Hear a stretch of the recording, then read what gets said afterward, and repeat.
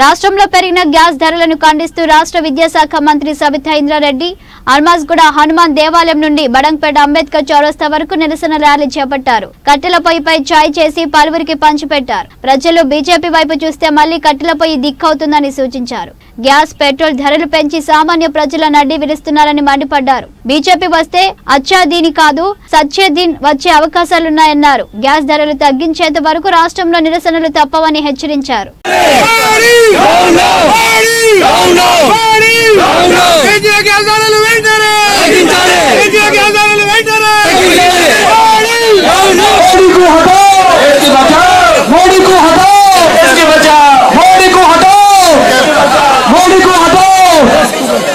Gas బండ కన్నా కట్టెల పొయ్యి ముద్దు అని మన మంత్రివర్యులు శ్రీమతి సబితా ఇంద్రారెడ్డి గారు కట్టెల పొయ్యి మీద చాయ్ పెట్టి అందరూ కూడా కాఫీ పెట్టి కాఫీ అందజేస్తున్నారు.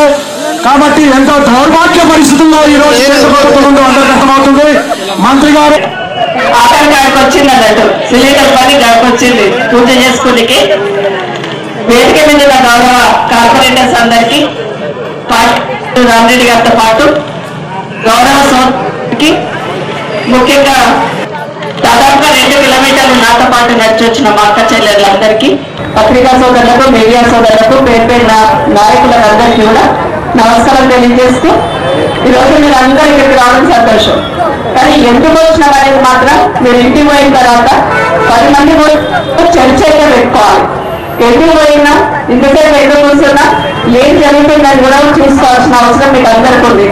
నిన్నగా మొన్న ఒక 50 గ్యాస్ పెంచింది. సాధారణంగా ఏం చేస్తాము నెల మీద ఖర్చు కూడా లెక్క వేసుకుంటుంటాం మనం. మీరు ఇంట్లో కూడా లెక్కేసుకొని నెల ఇంత ఇస్తూ ఉంటారు. అవి ఇస్తున్నప్పుడు ఒక్కొక్కటి సర్దుకొని ఖర్చు పెడతా ఉంటాం. కానీ ఇవన్నీ గ్యాస్ కదా ఎప్పుడు వెళ్తారో తెలియదు అన్నట్టు పెరుగుతూనే ఉంటుంది. బడ్జెట్ పెద్ద గ్యాస్ 1155 రూపాయలు అయింది గ్యాస్ కి. 1 కాదు 50 రూపాయలు పెంచాడు. మోడీకి ఒకటి ఏమన్నమాట ఏంటంటే దేశంలో ఎక్కడైనా ఎలక్షన్స్ అయితే ఎలక్షన్స్ కాగానే గ్యాస్ అన్న పెంచుతాడు, పెట్రోల్ డీజిల్ అన్న పెంచుతాడు. ఆయనకు ఒక అలవాటు అయిపోయింది. సరిగ్గా ఎలక్షన్ దాకా చూస్తాడు. మొన్న ఈ మధ్యన ఈశాన్య ప్రాంతాల్లో రాష్ట్రాల్లో ఎలక్షన్ అయింది. ఎలక్షన్ అయిపోగానే వెంటనే గ్యాస్ పెంచేసాడు. ఇది బాగా అలవాటు అయిపోయింది. ఈ వీడియో మీకు నచ్చితే లైక్ చేయండి, షేర్ చేయండి, మా ఛానల్ ని సబ్స్క్రైబ్ చేయండి.